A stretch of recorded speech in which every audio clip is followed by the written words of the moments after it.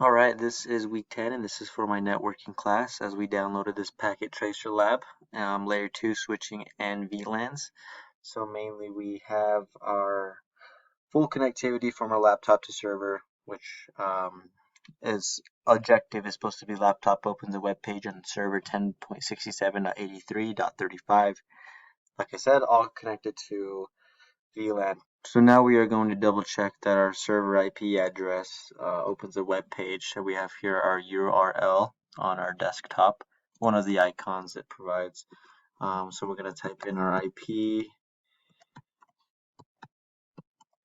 So that should be it. That's what it asked for in the question. Oh, 35, not 25.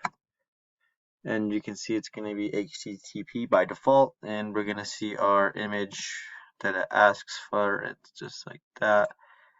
We're going to see little hello world we got going on there, and we got our copyrights of the long pages, of course, and we got our image again. That's what I was asking for on question 1. Now we're going to go over a full recap of what we did and how we troubleshooted it and what was wrong and how I fixed it. So pretty much full recap is having full connectivity from the laptop to the server. Our laptop was actually off by default. And we knew that switch 3 port 02 was already in VLAN 10. It already gave us that. So for switch 1, we had to create a VLAN 10 by using config T, going into int VLAN 10, and of course ending it on the command line for our switch 1, along with assigning port 1 to VLAN 10, so the access point is in VLAN 10. And logically, the client connected to the access point would be in the VLAN 10 already. So we have here our laptop. We address the IP as .36, and for the server, we address the IP for .35, just being one apart. Part of the question mentioned that VLAN 10 is supporting the IPv4 network of 10.67.83.32/17, which is a .32 subnet, and it should be fine because it's meeting in the middle. Switch 2 essentially did not have a VLAN 10 as it was created using the same previous steps, such as configure T and VLAN 10 and ending it. You can see that trunking is already set up between the switches from 1 to 3, being 2 being in the middle. And so the problem is it could receive a frame but doesn't know about any of the VLANs besides switch 3 was already had VLAN 10, but 1 and 2 we had to make our own. And if it didn't know anything about that, it could drop a packet. So it's important because forwarding a frame of data for VLAN 10 across the network, we want to make sure that it's all the same, and so we can every switch must know that about VLAN. So we can show that we did show interface trunk, and we're having forwarding on VLANs 1 to 10 being supported. Forwarded over our trunk links, we have here our ports 1 and 2. You can see that 1 and 2 go for VLANs 10, as you can see right there. That was our missing piece. And you can see our laptop is in DHCP, as that's where it's asked to be. After establishing a connection between the laptop and server, configure an SVI address on all switches for the VLAN the laptop is in, such as VLAN 10.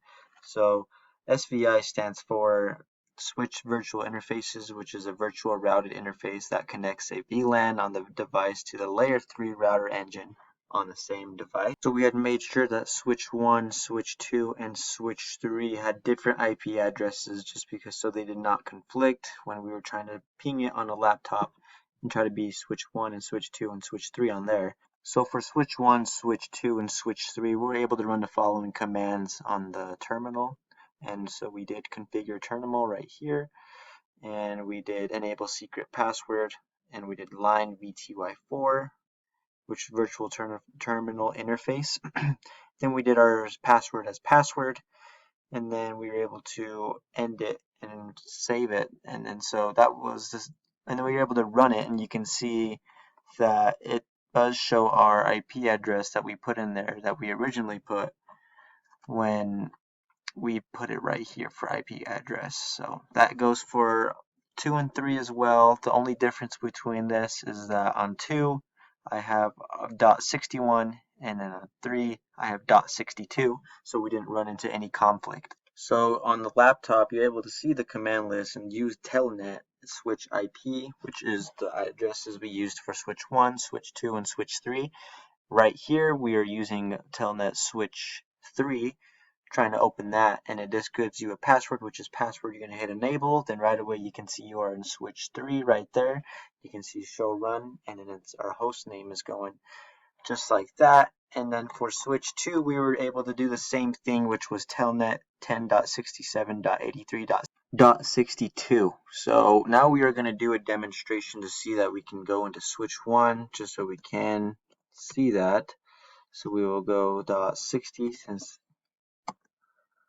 okay, and it's going to be password switch 1 just like that, enable password. Oh, let me make sure.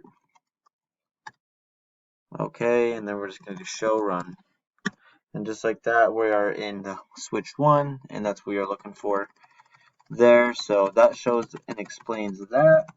So what we accomplished here was downloading Packet Tracer, turning on laptop, and because it was off by default, and created VLAN 10 on switch 1 and switch 2 because it wasn't there, and set up access point for switch 1, port connecting access point to the VLAN 10, which was right here to there.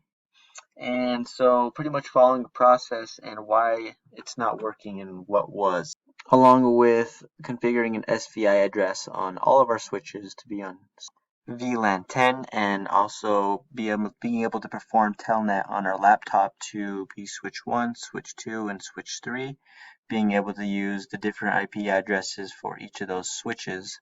So I answered all the following questions on our lab objective. So this is Keith Barker's lab, and this is my assignment.